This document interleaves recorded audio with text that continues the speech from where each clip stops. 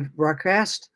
We're here this evening with two of our ambassadors, Chris Meckelberg and Brian Hull. My name is Rich Butterworth, and I'm responsible for technical support at Hack Tech Plus. And we started this YouTube channel about 10 weeks ago when everybody was out of school looking for content to help with their lessons. And we've been trying to, over the weeks, trying to provide teachers with information that they could use that would be relevant to this trying time with kids at home and not in school. So tonight we're gonna get into a wrap up of Chris and Brian's end of the year and what they were how they saw their trying times and how they handle everything, and then Chris is going to talk a little bit about a presentation that he had yesterday at New York for the New York teachers. And so we're ready to go, and I'm going to, I guess, turn it over to Chris and let him do his thing. So thanks for joining us, and we hope that we can provide you with some good content tonight. Take care now. Chris, go ahead. Thank you, Rich, and once again, thanks for putting this on and getting us together for this. I know we like talking to each other, so when we can put these conversations out there for educators, maybe it'll spark some ideas or some inquiry somewhere that'll make their program better or maybe better for their students. So thank you for that. And Brian, of course, thanks for being with me here, so we're not running solo. Yeah. As Rich said, yesterday I had the privilege to present at the New York City Zone AFERD presentation. It was an online Zoom forum. So it was really cool. It was myself and Ross Chakrian, and both of us went on there about an hour long, and we had about 60 individuals from pretty much all over New York State. We had some upstate individuals from different districts there and some rural and suburban districts, as well as New York City teachers. So it was a really great mix of population. There were some Long Island districts there as well. I know two that are Heart Tech users. One is East Meadow School District, and the other was Friends Academy up on the North Shore of Long Island. Both of them are Heart Tech users, and we're looking forward to sharing with them the latest and greatest as far as it comes from Heart Tech and what Brian and I hope to be utilizing come September when we finally do come back. Absolutely. Any new news from you, Brian? I know just over the weekend, our governor said that obviously our teacher evaluations, our annual professional performance reviews were null and void for this year. So any observations that you had over the course of the last few months while you were in school, they pretty much are just wiped away, and there are no teacher rating scale this year. Our teacher rating scale, I think, is 50-50 right now, where half of it is weighted on state test scores. So obviously with no state testing, then that went by the wayside as well. Yeah, in terms of teacher evaluation scores, that's actually one thing I advocated for, and I actually emailed our teachers union and our superintendent just because I was so passionate about teachers should be allowed having a choice whether they want this year to opt in or opt out based on how much data was collected from their administrators. So we were actually lucky enough with what I just mentioned. So I personally had the choice of wanting this year to count on the books and get an overall end of year rating, or I could have said, I'm not comfortable with how much data was collected and therefore I'm going to throw it out. But I had 3 formal observations that were scored, and I had all of my student growth data documented and all of my professionalism data documented. So because of that, I opted in to get an overall rating. So we were lucky to have the choice. But yeah, like you said, and I know you're going to touch on this more, Chris, but next year, it's crazy. It's literally dependent on the day of what I hear. Just yesterday, Governor Polis, the Colorado governor, said in 2 months, basically by the time school starts, he envisions schools basically close to normal operations. But everything I'm seeing from the CDC and all the other health organizations, definitely not what I'm envisioning. So It's definitely difficult. I was at a local high school yesterday, and I drive up, and there's 100 football players doing off-season football practice together. So it kind of made me ponder, like, if they're doing this, why can't we do normal phys ed? But last I've heard, though, nothing's changed in terms of Denver Public Schools health guidelines. So we're going to be on a hybrid schedule for what I'm aware of. Students have to wear masks throughout the whole day. Groups of about 10 to 15 students together all day. Cohorts or groups of students cannot mingle or cross each other in the hallways. So stuff like that, just like everyone else is facing, is going to be challenging. But we're anticipating a final say in about 2 or 3 weeks with what the final determination is going to be in Denver. Well, I know, first of all, going back to that teacher evaluation thing, that was one thing that I had brought up, my wife and I especially, because, leading up to all of this, all of our observations were done. Everything was in the books, on the books, acknowledged, ready to go. In our case, we develop our end of the year, like, summative evaluations that the director would then, add to our files about what we accomplished over the course of the year. So all that was done by March 13th, last day of school. And now to just kind of wipe that away. And in a unique circumstance, my wife being out on Family Medical Leave Act last year with our children, it gave her a year of unrated last year. And now she's coupling it back up with 2 years of pretty much not being rated as a teacher after being highly effective for 5 previous years. And in some scenarios like hers, that leads to like bonuses because of the high needs area that you may be. So, that's a unique situation for her and a couple of us out there that, would like to have the option like you have. So that is nice to hear that you were able to, have that option, because why not? It just looks better on your resume and your professional record. Well, yeah, and it does. And another thing I was advocating for, and it wasn't even for me personally, is I don't know how it is in New York, but in Denver, you have to have 3 consecutive years of being effective or highly effective to basically be tenured or to be off probationary status. And I advocated for the teachers who were and this was their bubble year, where if they were effective or better, they would have been non-probationary, to where their job security became that much more protected. So, but again, personally, it's more intrinsic motivation for me. I wanted some part of this year to count on the books and on my resume, like you mentioned. So I felt lucky when the teachers union went to battle for teachers like myself to kind of get us to basically having the choice. Yeah, in New York, it's not necessarily that for tenure, which is, a high level of accountability to get tenure in your case, for sure. For us, it's kind of the other way. If you were ineffective for 2 or 3 consecutive years, and then they put in what's called a teacher improvement plan or a TIP plan, and then you were counseled and had a mentor through supposedly progressing and becoming a better educator. So with all of those in place, then they can actually get rid of you even if you have tenure with the kind of things that are in place here based on your rating. Yeah. So, like you said, if you're on that bubble and maybe you were going to be effective or highly effective this year, where it's been 2 previous years of ineffective or developing, you could be on the chopping block, without even having to have budgetary cuts just because of your ratings. So if you're on that bubble, you definitely want them to count, especially if you've done all the work up until March 13th. Oh, yeah, absolutely. You wouldn't just want one sweeping pen saying that it's all gone and null and void. So, that is a little frustrating in some circumstances for sure. Hey, Chris and Brian, speaking of being on the chopping block, I know you were talking about teacher evaluations, but I know that there are some districts already that are just canceling art, music, and phys ed.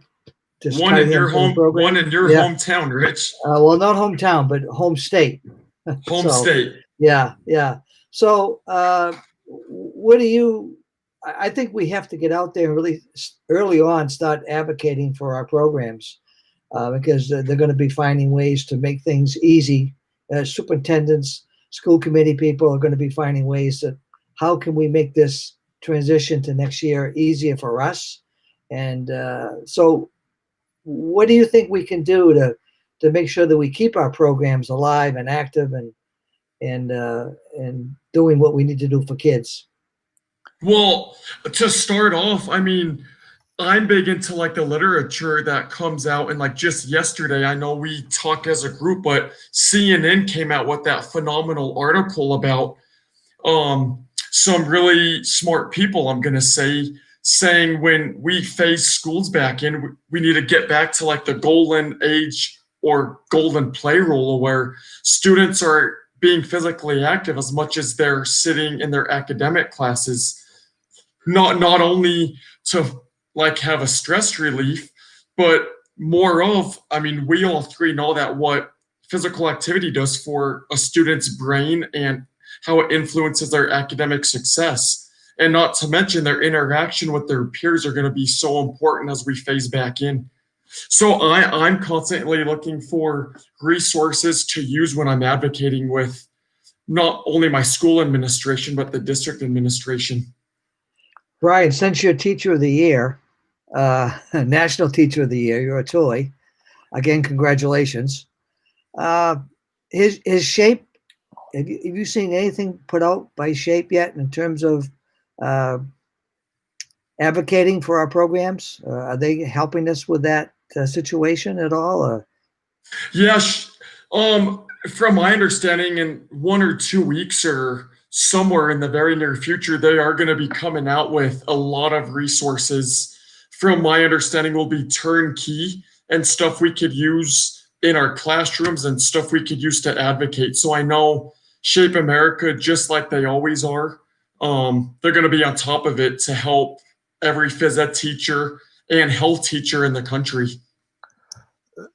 Rich, we have Megara. She's from New York with me, joining us on the chat here. I don't know how many others are in, but would you, I don't know if Megara would want to, but you want to come on with us? If Rich sends you a link, you could just answer us in the chat. Feel no pressure if you want to come on and just have a chat with us. You have a lot of knowledge to share with us, for sure. Yeah. If you do, just put your email there and Rich will send you the chat link. There's actually, I think they should show a link at the top of the page, Chris, isn't it? Show there? I think there's the link for the guest. She can join us with Yeah, the guest link? there's a link at the top in the public chat. Wait a minute, let me just show it. I'll show it right now. Oh, there it is. Yeah. So anyone is certainly welcome. We welcome your ideas and thoughts about what you've been through this year, and also, what do you think about next year? I know Judy Lobianco, I think, shared something just today on Twitter about a advocacy letter to your I saw local that. administrator. And oh, no problem, Megara. Oh, come on in. Yeah, that's great. I think she's going to come in, Rich. Oh, great. So definitely Shape is putting out advocacy pieces. They always do the speak out days. So there's always advocacy paperwork and materials presented there on Capitol Hill when we do that kind of rallying. So Shape has an abundance of resources as far as advocating on your local level. I mean, it really is just unfortunate that you see, if I need to save $20 million as a superintendent and the phys ed art and music is 15 million, that's an easy cut. I don't know how that's could ever fly in a society like we have right now, coming out of a rebounding situation where, I think the best thing I've seen in a long time is what people have been sharing. I know Dr. Kim Ballard in North Carolina shared about what was it? People are calling for almost an entire year of just based around play and recovery for children, especially at the elementary and middle school level, because of the social emotional impact that all of this is going to have. So, of course, that would be our pie in the sky and our dream as physical educators to come back and almost say, we are the number one priority, which we think we should be. But, I can only hope. Back to the play though, I think even if we allow the students to play, even if it was like unstructured play, I don't think people understand the value in that in terms of just the interaction, and students learn so much by just being around other kids their age. Like we wouldn't even have to teach, just the value they would gain by being able to be physically active, having fun with their peers, not thinking about anything. And then, like I mentioned before, the stuff and the benefits that's doing to their brains is just, it's paramount. And I wish everybody understood that. And I know, like, especially at the elementary level, and it's really at all levels now, and it's going to come back in full force, but really focusing on the conflict resolution and combining that with being able to understand your emotions, understand how others are feeling, that empathy towards others. That's going to be paramount to have our kids, and they're going to need to interact, and they're going to need to be able to have that guided conflict resolution and guided coping skills to get through all the circumstances they're just going to deal with going back and seeing others that they haven't been together with for almost 6-7 months at this point. So now you're going to have personalities that are coming back together. So we're going to be, and I think Ross shared or someone else reshared one of Ross's great conflict corner initiatives that he created. And it's really step-by-step fantastic. And it's something I'm going to really increase its presence this year. And it comes down, and maybe this is where smaller class sizes will benefit us, where we can maybe get in those one-on-one conversations when a conflict arises and be able to guide students through those steps as it happens. Because oftentimes I think we maybe teach it once or twice or get it ingrained in the culture in the beginning, and then we don't have time to really dissect those instances that come up. We just hope that the protocols deal with it. But in this case, after such trauma that we're going through, it's going to take us with a fine eye and not content knowledge around this to be able to guide students through that and have them understand coping skills that are positive, like that free play, and be able to build those games. Hey, Chris, Magura, sorry, Brian. Magura talked about what's going on in Portland, Oregon. Did you guys see that on Twitter? Yep, that was one of another big sweeping phys ed cuts, and I know there has been a big outlash there, and I think people have been signing petitions and whatnot to get it back. I don't know their standing. I think they were having some. I think they were trying to. I think they took back the staff. Actually, I think that was the latest news, is that they agreed to get them back, and they were going to look for other cuts in other places. But I don't know how it went. I mean, specifically to secondary, I do have a lot of valid concerns on how all of this is even going to work out. I mean, at least in elementary, students are used to being grouped together all day in like the same classroom, except when they go to their specials.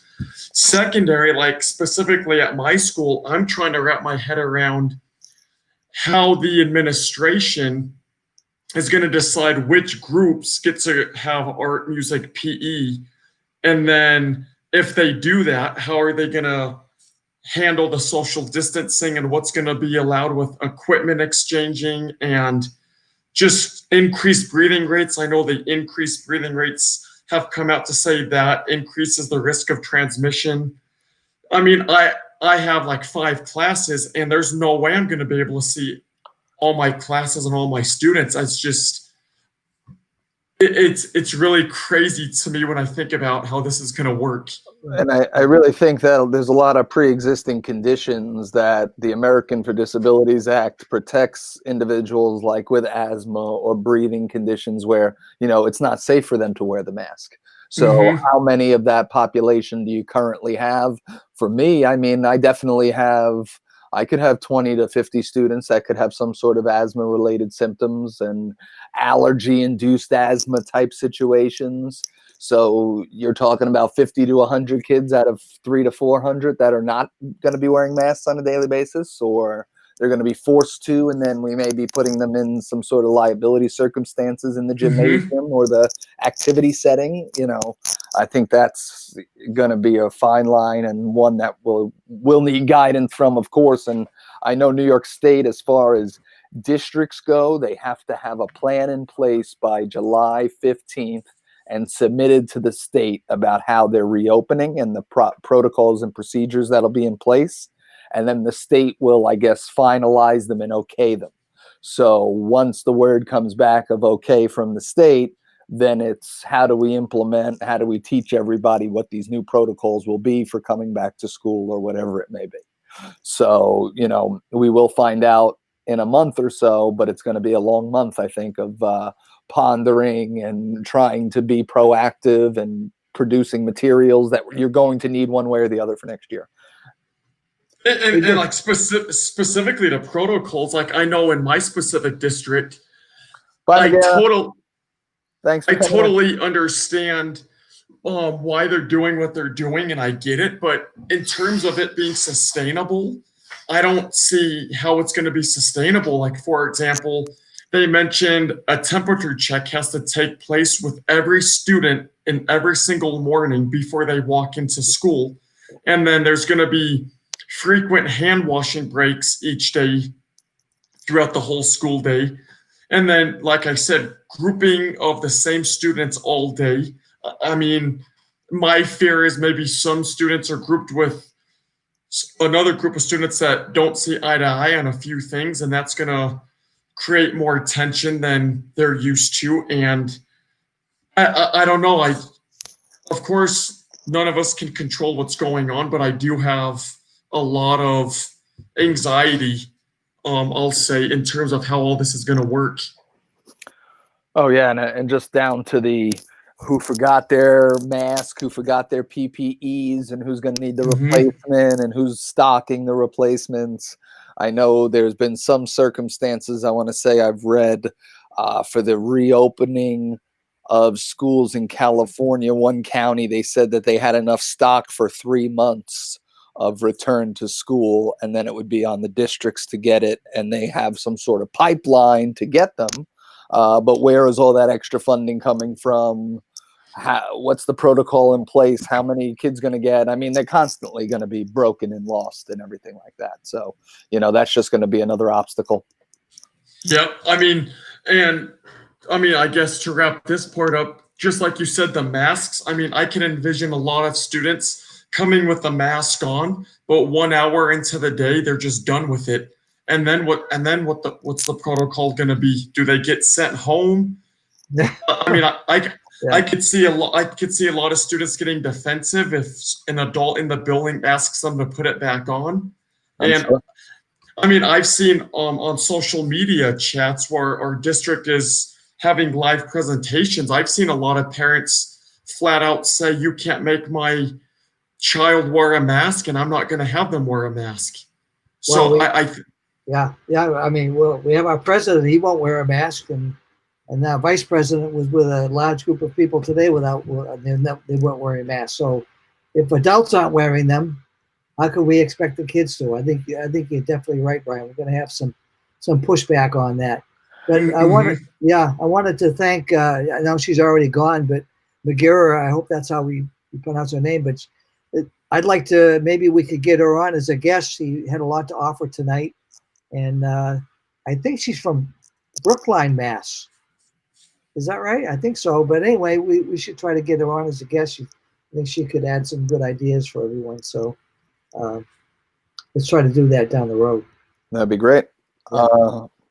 And I feel like I have seen some protocols almost in place that were put out there where if there's a proper disinfection protocol where like hand washing was taking place throughout maybe the phys ed class, and then you were disinfecting the objects after students were using them, maybe there would be a way to be back and not have to be, you know, overly concerned more than, you know, the proper safety measures. So I don't think that it should really stop us from being in the gym. I think the biggest conditions are going to be the social distancing aspect. And if they don't want the kids mixing in one area, that's what's going to halt us as far as going back. I saw a great idea on Twitter. I think somebody had 3 or 4 hand bottle sanitizers by the front door of their gym where students would exit and enter, and then on each one they had an emoji face based on how they felt today. So they would squeeze Oh, yes.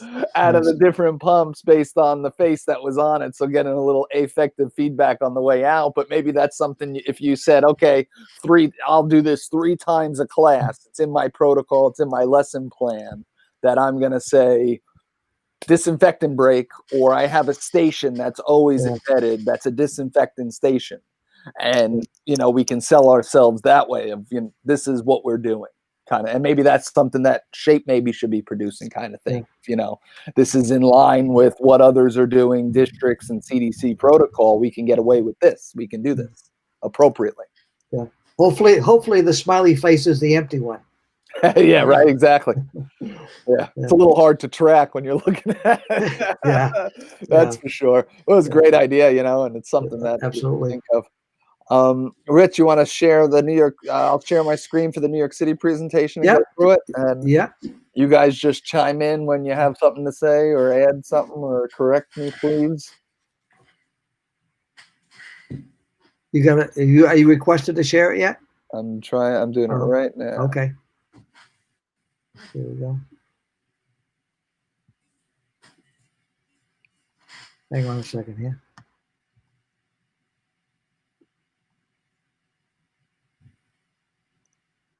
There we go. I'm going to step out of the way here and give you the whole screen, okay?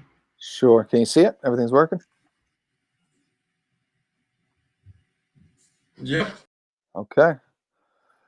Yeah, so yesterday was actually the second time for us presenting to the New York City teachers. We did it back, I believe it was January. Rich was there in Brooklyn, and we were able to get a great turnout for that. Of course, in person, we got all active and used the heart rate monitors and whatnot. Yesterday was more about how can we get student data and feedback for parents, for teachers during this time of remote learning, see that they're taking something away from us. And really, this is kind of thinking ahead for next year, because this year kind of was such a wash and should be considered that based on the way we had to rush into this whole scenario. So this was really kind of getting your ducks in a row for when we come back in September, I can prove what I'm doing at home, so we don't have situations that are going on in Massachusetts and Portland kind of thing. And I think Megara said that they actually got the Portland teachers, PE teachers back. So that was fantastic. Everybody needs to be shouting from the rooftops if that happens. So our objectives yesterday, we wanted to explore the current digital platforms that we were using, Ross and myself. We had about 60 people there. Great questions coming. We talked about the hashtag PE at home resources, and we wanted to really relate that to Twitter and get people on Twitter, following people like Ross, following Shape America in order to really get that advocacy piece. And there's so much professional development resources on there that not being on Twitter and in a PE community now, that's the only thing I use Twitter for, is to be in the PE community.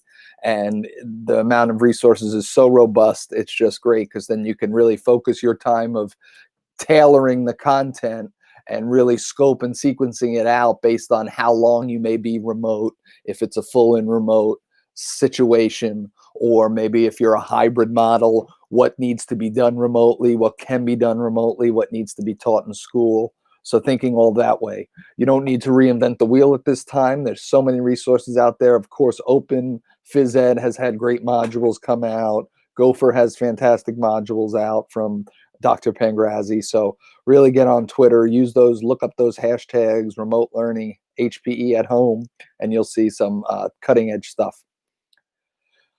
And we wanted to explore how feedback and data can be collected and reported at this time. So Ross is in Maryland. He's got about 350 students, and he's using Google Classrooms in his K-5 setting. So he's mostly done videos. If anyone follows him at Mr. C on Twitter, the videos and content he puts out is second to none. Myself, I'm in Rockville Center, about 310 students. We are cut and divided across 2 platforms. Our 4th and 5th graders are using Google Classrooms, as well as 6 through 12. So Google Classrooms is 4 through 12. And then we are using Seesaw app for our classrooms K through 3. What I noticed today about exploring Seesaw as I was doing some work, it actually seems that they are no longer supporting the web version, and everything's going to be done through the iPad app. which would worry me in one sense, that it wouldn't be as user-friendly, but it seems that they've really written it for the iPad, and you can do everything and more in the iPad than you actually can on their website, which is also disappointing. So if they're getting rid of it, they're getting rid of it. I do like it for elementary level. I would actually like it K through 5 because it's a little more personal than Google Classrooms, and I could have more discussion interactions and comments with the students. But right now we're K through 3, and that's, I'm sure, what it will be staying. We also use, as a phys ed staff, we developed the Glide app as a resource for students, where we're just constantly putting any kind of information we may come across Twitter that would be an activity for students to use at home. And we're breaking that up, of course, by grade level and different types of activities and adapted situations. So we created that as a PE staff. And then we're delivering our lessons through Google Slides. We're putting the Google Slides as classwork activities on the Google Classrooms for the students. And then we're also importing them into a platform called EduCreations, which allows us to voice over the Google Slides. And then we import that link into our student Seesaw classroom. So our kindergarten through third graders will get that lesson in one video package, which is a Google slide behind the voiceover, and then it kind of puts it together almost like an iMovie presentation for them, so they can hear me discuss and give them the directions for what they're seeing in front of them. And then, of course, they could pause it and stop it at any time. So I do like that aspect because I can really talk to them. Where in Google Slides, Google Classrooms is a little harder too. Of course, I can do the voiceovers as well for them, but students can comment right back using their own voice to me in Seesaw. So this was a little bit of what I do. All of our teachers and students were assigned a Gmail account, which was linked to our Microsoft Outlook accounts that are district given. So that provided a nice uniform approach when we went forward, that everybody was in the G Suite. We've utilized all of those. We talked about some benefits from a teacher perspective, benefits from the parent-student perspective. This is how I broke down my classes. I did it by teacher and grade. So obviously there's only about between 18 and 20 students, 21 students in each class. And then what's nice, of course, about Google Classrooms is that once I create an assignment and a post, I could apply it to everybody's classroom. So I don't need to make it multiple times. In Seesaw, I can't do that. So that's actually something I'm not a big fan of in Seesaw. I have to continually repeat that assignment, not terribly, but you'll see how we broke that down a little different because it is a different way of doing it. Here you can see the different assignments, how they come in. And then on the bottom, you'll see this is one student, all the assignments, if it was turned in, if it was missing, what's still assigned and doesn't have a due date because it's just the end of the year kind of thing. So it's a nice way to just get that simple student data of how he or she is doing based on what you're putting out in the Google Classroom format. Brian, are you using it in a similar way?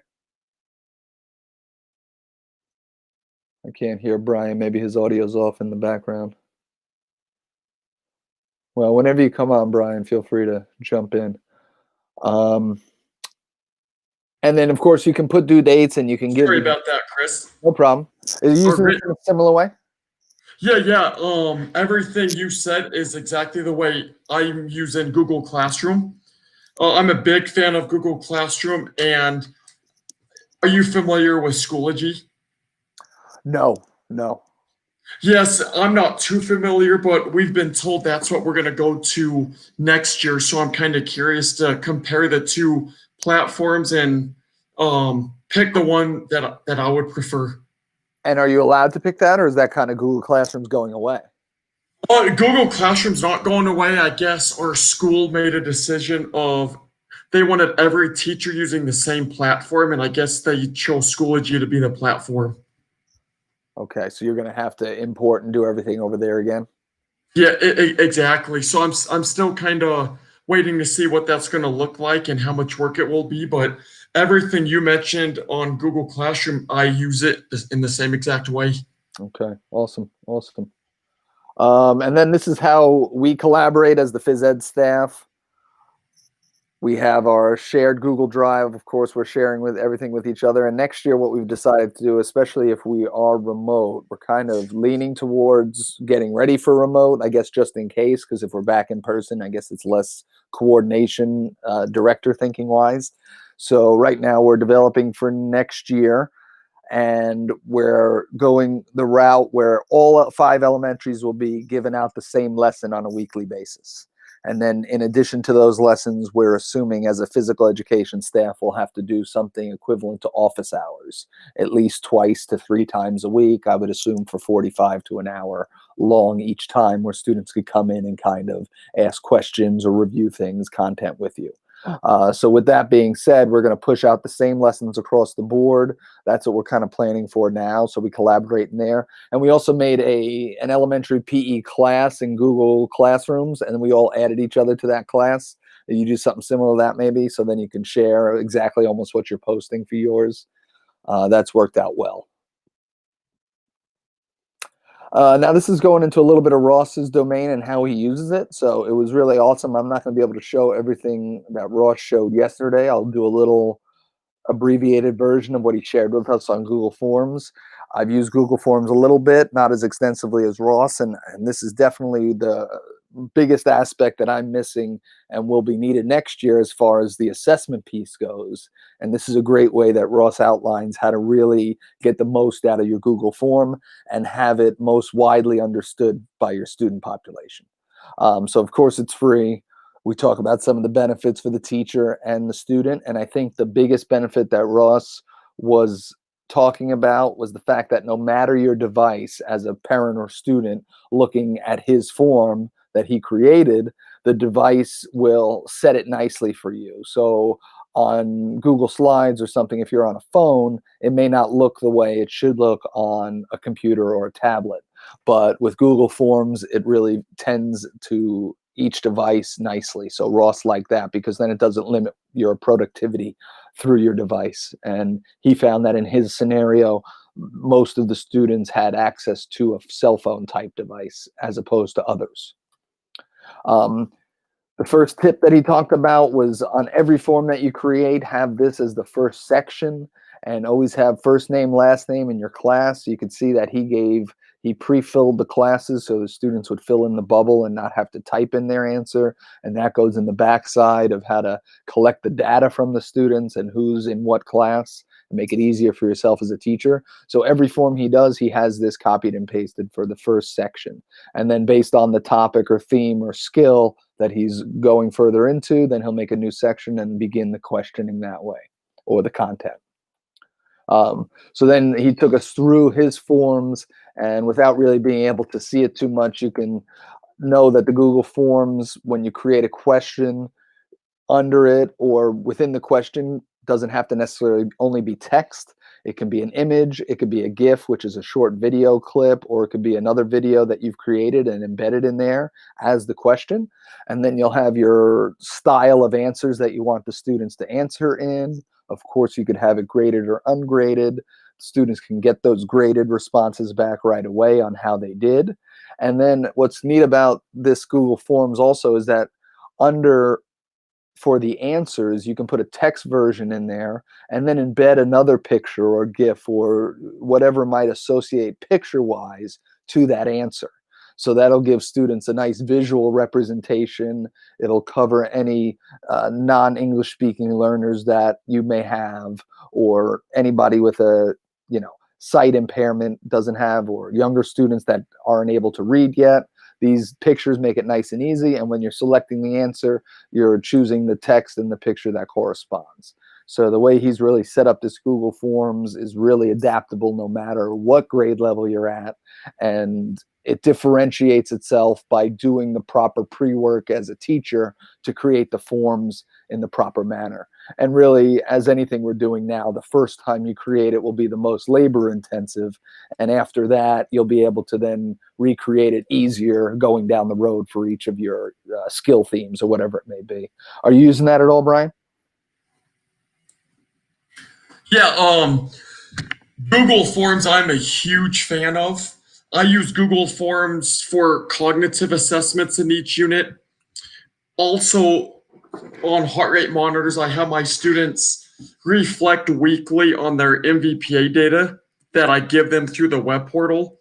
And they have to type out about 6 reflection responses from the questions I give them. And another thing I love about Google Forms is you could export them into like a Google Sheet or a Microsoft Excel spreadsheet. So you can easily sort by name or class period or type of answer. So that's a great benefit for a teacher when you're trying to find trends or when you're grading students. But Google Forms are excellent. You have one that you want to share? Yes, I can pull one up. Just 1 second. Sure. And I completely agree with Ross. And I'm talking by experience where you should always make sure student first name and last name and class period are the first 2 or 3 questions. Because if not, and I've done this, you do not know who submitted it. Yep. Okay, so Rich, can you stop sharing my screen from the background, or do I have to stop sharing it?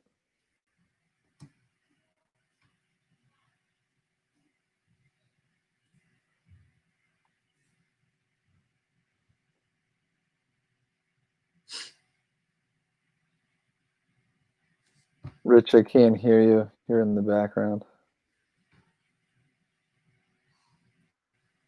Can you hear me now? Yep. Okay. and Rich, if you could put my screen to life. Yeah, let me get it. Yeah. Is this, I got the right one?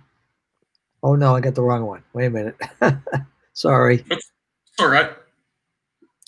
Rich, I'm having a mouse issue. I'm going to just try and correct it. If I drop out, I'll be right back in. No problem. No problem. Is that you, Bri? Yep. Can you see my screen now, Rich? Yeah, I'm gonna go in the background so you can. Yeah, I can see it. I'm gonna. So can you see the part where it says weekly heart rate monitor reflection?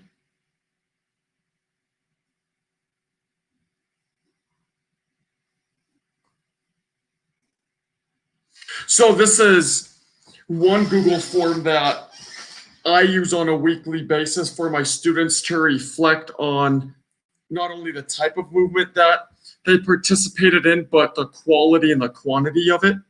So just like Ross said, his first tip was to include his first question as the student name. And then as each question goes on, I have the date range, I have multiple choice, which is not a right or wrong answer, but they just have to find the number range of where their data fell through.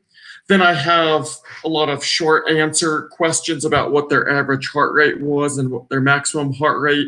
And then the reflection questions that I mentioned are the last about 6 or 7 questions. And like one example says, during this week, briefly describe a situation when you looked at your intensity level and realized your intensity was too low. What did you do to address this?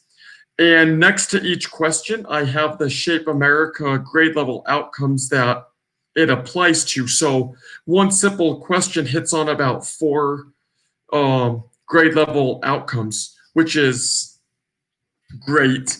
Another way I use Google Forms is through cognitive quizzes at the end. So I'm going to pull up an example of one I have for flag football.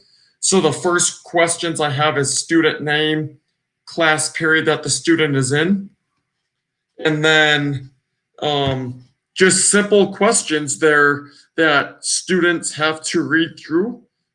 And I usually make the questions true or false or multiple choice. But I usually give out one of these quizzes at the end of each one of my 2-week units. I assess skills physically through rubrics that I have, and then this is another good way to assess my students, mainly on shape standard 2. Yeah, I like that Especially something we've always done is anytime you have a question, always code it to what the standard level and outcome it is. So then Yep. anytime a student may get it wrong, it's easily, see where the gap is, reteach the content and move on from there. Hopefully they've, accomplished it by that time. That's awesome how you guys use that. So that was a huge takeaway, I think, for the individuals at the presentation yesterday. Hey, Oh yeah, Brian, Google Forms are great. Yeah, Rich. so is this something you did before COVID, or did COVID bring this to light? Oh, that was actually something I did before COVID, but I'm sure I would be able to tweak it so students can do it like at home during remote learning, Yeah. especially now that we have the home app coming up or coming out soon in August, where if students have a heart rate monitor with them at home, they could choose any type of physical activity that they want. And then if they accrue maybe 2 or 3 workouts that week, I would send them a report with all 3 workouts in it, and then they would answer the questions on the Google form to reflect on what they did, how they did it, and what quality it was. Yeah, I think I have the video right here, so I'll get to that slide now because I think that was another big takeaway because we really want to start thinking about next year and what that means. So what I put up here would be ideas for like a socially distant September. And 2 things that we always do, and this is taken from Tony Loomis and Doug Hallberg, this grid setup, which you see here on the right, this is what I'll present with when I'm at a show or a conference. And it's really just, a shared boundary line of different small courts. So this is easily adaptable for social distance. In my size gym, I know I can get 6 courts like this, and I know I can also have about 6 feet around a student if I had a maximum of 18 students in the gym. And that's just based on the square footage and doing the math. So I'm going to hope to advocate for any classes that are 18 and smaller. My schedule shouldn't change for seeing them other than my protocols in place. So I'm going to definitely use this model still going forward because this is the model we developed for MVPA style lessons and being able to quickly and easily transfer students from activities, from areas and spaces, change teams, change games, change ordering of them, but always keep it at a fast pace to allow the heart rate to continue to stay, above their 50% threshold to make them in the MVPA setting. So this is not going to change for me if I can get in the gym. And the idea is, how do I modify this to be socially distant, to use minimal equipment, to try and keep the kids engaged as much as possible, because we don't want to go to calisthenics and just fitness gram type exercises because nobody likes that kind of play. So it's within this framework, how can we make it more up to the protocols that are going to be in place? And then on the bottom left here is a pick and go. And this is something Doug and Tony, really perfected. And now Ross has perfected, something I'm going to use going into next year. And it's really pick your starting point, pick whatever number you want to start with. This is our warm up today. If Rich comes in the room and he wants to start on number 3, he's going to find Mr. C, Ross, and he's going to tell him how you're feeling today and a teaching highlight of the school year, because this was made for other teachers. So in my setting, if you started with number 3, after 3, you go to 4, 5, and then back to 1 and 2. So students can all self-select where they're starting, which will thin them out in different areas. It'll allow them to keep going and doing different things. And it's kind of self-directed in that manner. So something I'm hopefully also going to incorporate for that socially distant aspect of it. Oh no, I lost my mouse again. Hold on, I should be able to get it. Okay. So now I just want to play, and then this is the video that Rich, you have developed, and great to show what we have coming out next.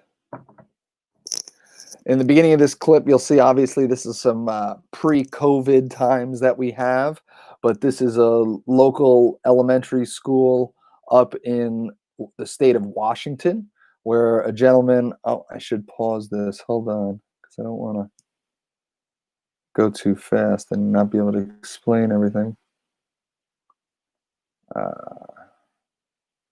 Sorry. Okay. So that was Gymnastics Studio, and you could see that's the group system. So anytime myself or Brian are using this in the gymnasium, you'll see that display up on the wall. That is directly related to the student's heart rate. Those are the color tiles up on the wall, and it's a great way to get that intensity going.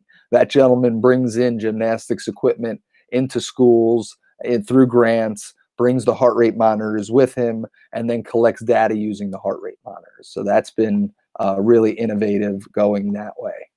Next thing you'll see on the screen here is a brand new sensor that we have. This is sensor 4.0. And what's great about this sensor, it's obviously sleek in design. It's an optical sensor. It's on the forearm or the bicep. You could even wear this on the back of the calf if you wish, anywhere that has a clear path to the skin. And through the optical sensor, this is the latest and greatest hardware inside from Valencell, and Valencell is in the latest and the most reliable data out there, objective data that you're going to find in this kind of technology. So it is great to see that. And what's unique about this sensor is not only does it have all of our standard sensor features that we had in the past, but now it has the addition of visual feedback to the wearer. The person who's wearing this is going to be able to see if they're below, in, or above their target heart rate zone. And that is represented by 3 colors: blue, green, and red. So that visual feedback now doesn't even need the student to be close to the screen or be able to see the screen at any given moment. In an outdoor setting, the teacher could have their iPad and the students could be off within range, and they're still going to be able to see what the feedback is on their arm and what intensity they're exercising at. So being able to get that feedback back to the students right away is another invaluable step in this system. This sensor also has the capability of memory, and we talked about a little bit about that earlier this evening before we went live, and really talking about what the capabilities of memory could do into our system. I want to go back a little bit. I don't know if I'll be able to. Rich, I think I lost my mouse again, so let's finish the video here. You'll see that the lights are changing color here. In the beginning, it's green. Obviously, the individual is in the zone. They're in their working zone. Green is good and means go. Blue is below, and red would be above. And this sensor is marked at 60 to 90% of a student's max would be considered the green zone. So definitely MVPA minutes and a level of health-enhancing activity for the heart. Here we have a student obviously in an at-home situation, being able to do some simple agility exercises in order to raise his or her heart rate, and we'll just see that the sensor color changes for us. And these color changes are also associated with what the teacher would see on their iPad as far as changing zones, or what the teacher could display to the student up on the wall through the group system in the gymnasium. There's the red color feedback. Fantastic. I'll pause it here. And one thing to note before we saw this was the introduction of the Home app. And the Home app is really going to be our next latest and greatest of what Brian and I hope to bring to our students. And I'm having a little trouble with my mouse again, Rich. So if you want to come back up here with Brian, and then we'll just go through that Home app a little bit, some of its functionalities and features, and how really we hope that the Home app is going to be able to bridge any gaps we may have between being in the classroom or being in a remote setting at home, and still being able to succinctly collect that data, get that back to the teacher, get that back to the student. Yeah. Let me just talk a little bit about Heart Tech Plus for a second here. We created this channel not to be publicizing Heart Tech Plus, but we wanted to make a difference, as I said before, in helping teachers deal with this tough situation that they're in over the course of this past year. But we also wanted to share with you a few times anyway about our system, because we really believe that even though we're not perfect, I know, but we have really made a commitment to really improve the system and make it so that it's really beneficial to teachers and students. I want to give a shout out to Doug Davis, our owner, and Dave Lean. They're both out in Washington, in Port Townsend. And Dave is kind of the engineer that works with the owner, Doug. And Corey Mortensen, who is director of operations. So behind the scenes, they've really done a lot to improve the system. And we really feel that we want to share it. As a teacher myself, not so much to help the company improve, but just share it because I think it can make a difference to teachers and to students. And we've really got to the point right now where our team system has made some major enhancements. The student login is now available to teachers, and into the individual student login is available to students and teachers also. So we made some major improvements there. We've made some major improvements in the import template, which I know the teachers had struggled with earlier when we first started to develop the system. So that's improved.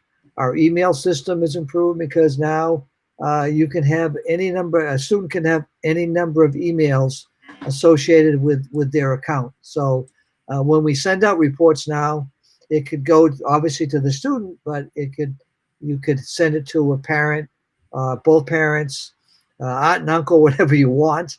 So the way we communicate the information is pretty robust right now. We really feel good about that. But when we had the COVID begin, we were trying to think of, well, what can we do? How can we take the next step to really help the program, take it to another level and really help teachers and students with this situation that we may be involved with next year. So that's when we put our heads together, and and when I say put our heads together, it's just not Doug, Corey, and Dave, but it is also Brian and Chris and our teachers that we work with. We want input from them, and we want to make sure that we're giving teachers what they really need. So put our heads together, and I think we've come up with what we're going to call the home app.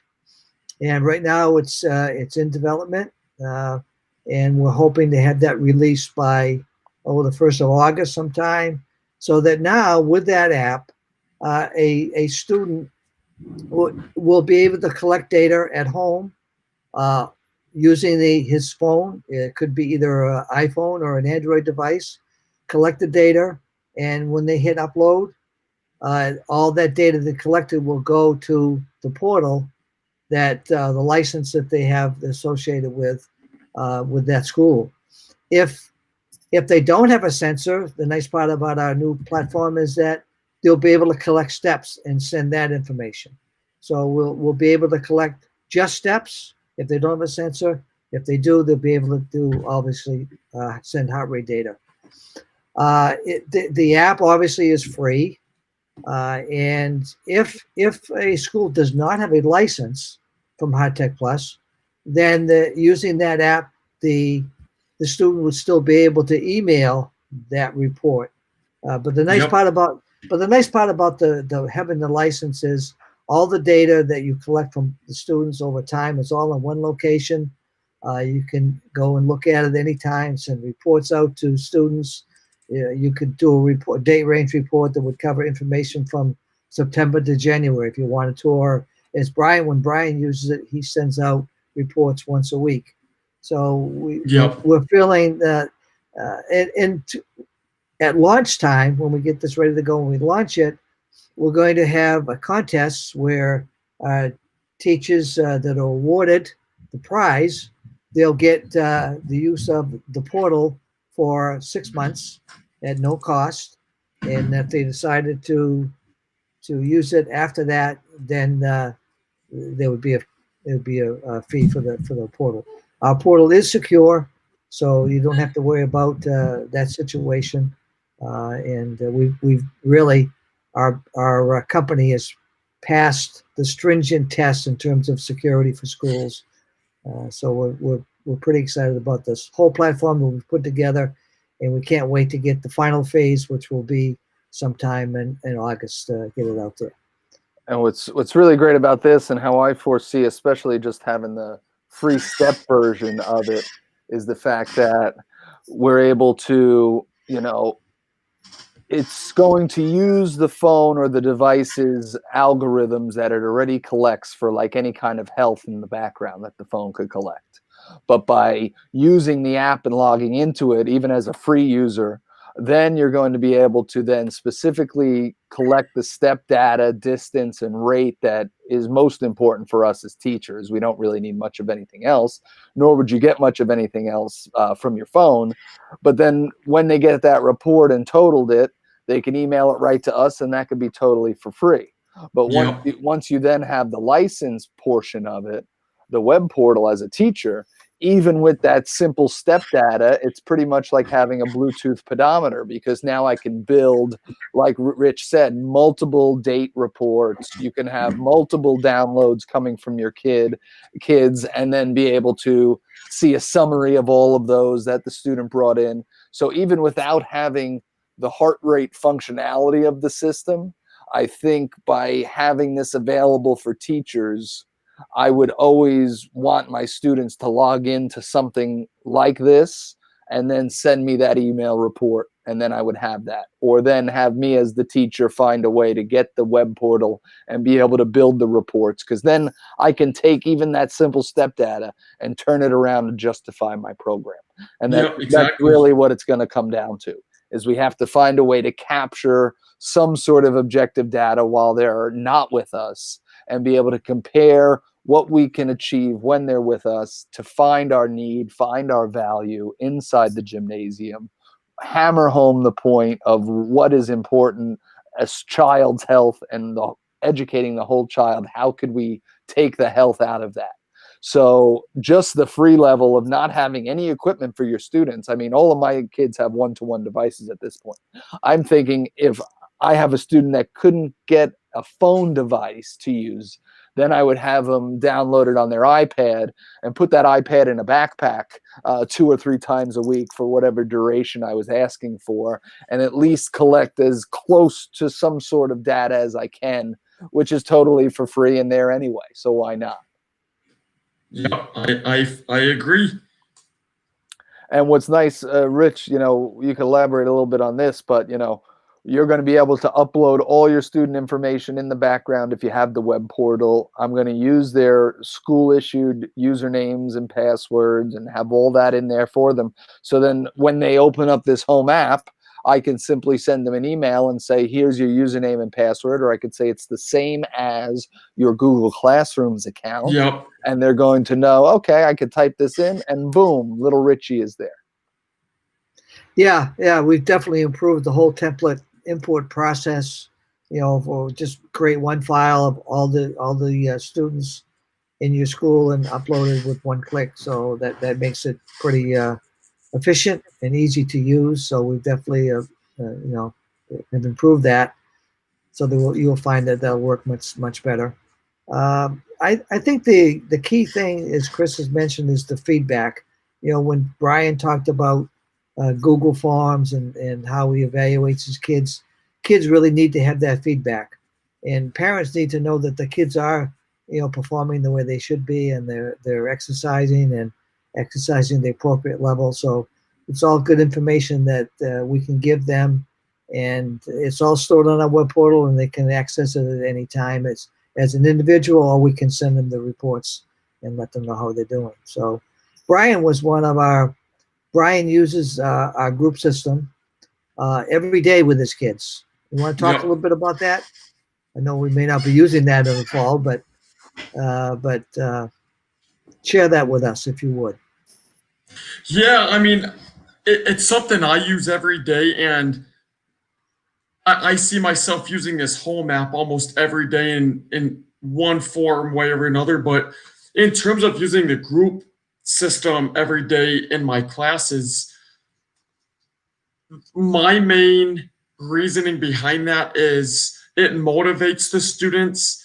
It gives the students something to strive for. Sometimes we'll set goals together as a class, and I'll tell the students, okay, at the end of the class, do you guys agree or disagree that everyone will have at least 16 minutes of MVPA? So even a lot of my students, they kind of get on each other, not in a bad way, but in a motivating way, to be like, hey, Johnny, you have 8 minutes. Let's try to get 8 more minutes in the next 10 minutes. So then they're holding each other accountable. And not only that, but it's a great teaching point where if the classes are really getting after it for a day, I can really discuss not only the physical benefits, but what's going on in their brains once they're in their target heart rate zone or their MVPA levels. And then that's when I give them the studies and the statistics about what happens academically, what happens behaviorally, what happens emotionally when the students are exercising at a high level, at least 60% of their maximum heart rate. So I'd say the biggest reason I use them each day is for the motivation and the accountability I could put on the students for their movement. And I think just the most interesting article we shared the other day with each other was that high intensity training article. Oh, yes. Yep. And just having bouts of exercise between 5 and 7 minutes of duration that reaches your heart rate to 80% or more of its max has fantastic cardiovascular benefits and oxygen flow improvements. So with that level, getting to 80% and staying there for 5 to 7 minutes is no easy task, even for an avid exerciser.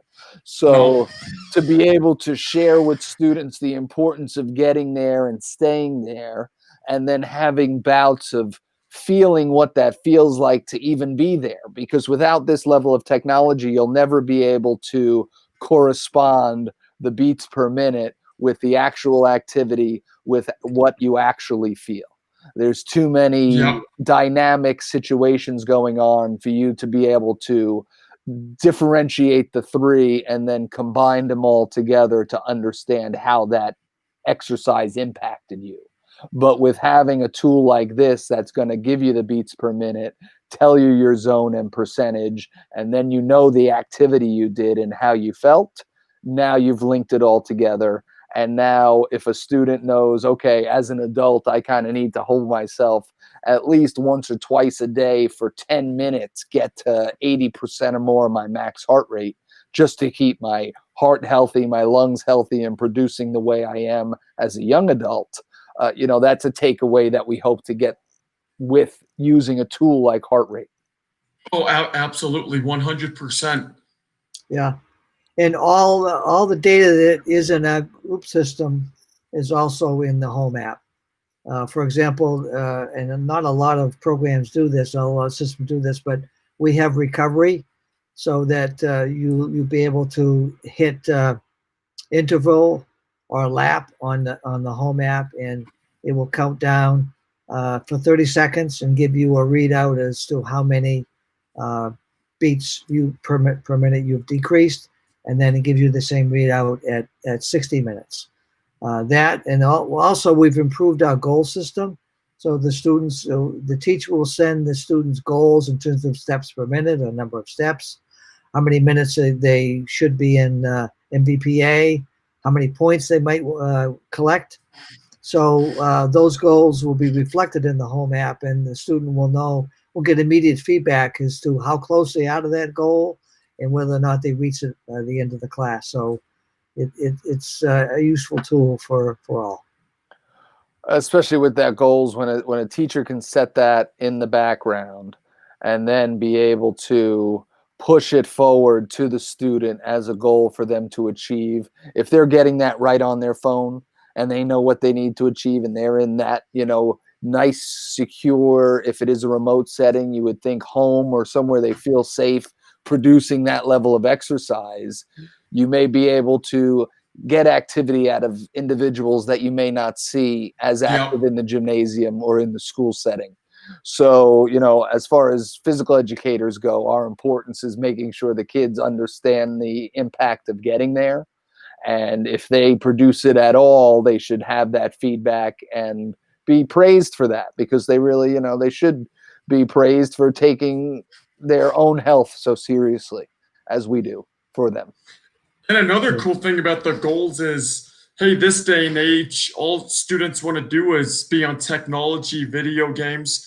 And the goal part is kind of like a video game where they're given something, they have to find a way to beat it or achieve it. So I think that would be another way to keep the motivation and inspiration with the students pretty high. And based on the goal that you set, now incorporate into the system, and Rich, tell me if I'm wrong, there's going to be a trophy system. So once you complete that goal, and you might have multiple goals for a class for students, like you might have 50% of the time MVPA, 20 minutes of MVPA, and 5,000 steps. And each goal that they would achieve, that trophy would then be illuminated. So students would be able to see that. That'll Yes. be on the report. That'll be on the report to the teacher and in the web portal thing. So it's just a little bit more of that immediate feedback and reassuring of doing a nice job. Yes, definitely. That'll be there. So that's all. I mean, that's fantastic that has all been created in such a short time. It really is a testament to Rich and all your hard work.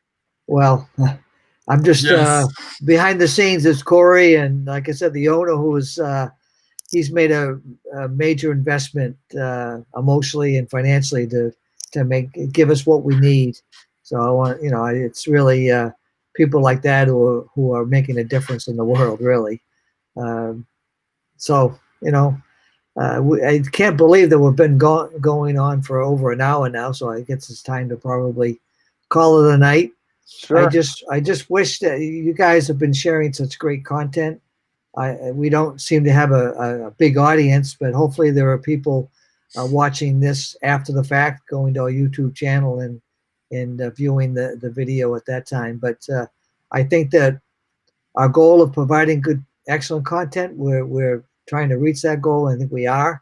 So hopefully we can keep this going. I know that Chris, you want to share a little bit about the plans coming up in the next few weeks? Oh, yeah. It's been a little exciting. We have 2 New York City teachers. They're big on Twitter. Their Twitter names are Mr. Lau and Gustav Karagrozzi, and both do great things technology-wise. I've seen fantastic Bitmoji classrooms from these gentlemen, super interactive, really cutting-edge materials they're putting out on Twitter.